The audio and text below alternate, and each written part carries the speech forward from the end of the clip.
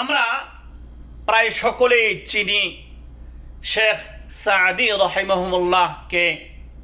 শেখ সাদি রহিমাহুমুল্লাহ ছিলেন একজন বিশ্ববরেণ্য কবি, দার্শনিক ও ধর্মতাত্ত্বিক, ধর্মবিদ্বান ছিলেন। একবার উনি ওনার পায়ে জুতা না থাকার কারণে কাঁদতেছিলেন। উনি তিনার লিখনীতে লেখেন, আমি আমার জুতা না থাকার কারণে এমন কাঁদলাম যে আমার চোখের জল যেন অনেকটা শুকিয়ে গিয়েছে। পরেক্ষণেই আমি ঘর থেকে বের হলাম। বের হয়ে রাস্তায় এক লোককে পেলাম যার দুটি পাই নেই। হঠাৎ করে আমার ব্রেন খুলে গেল, আরে আমি আমার জুতার জন্যে কাঁদতেছি, ওনার তো দুটি পাই নেই।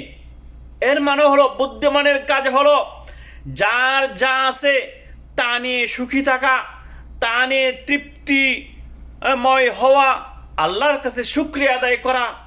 এটাই হলো বুদ্ধিমানের কাজ।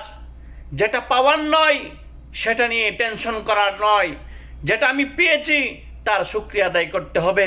এটাই হলো আল্লাহ ভীরুতা, বুদ্ধিমানের কাজ। এটাই বাস্তব বিষয়।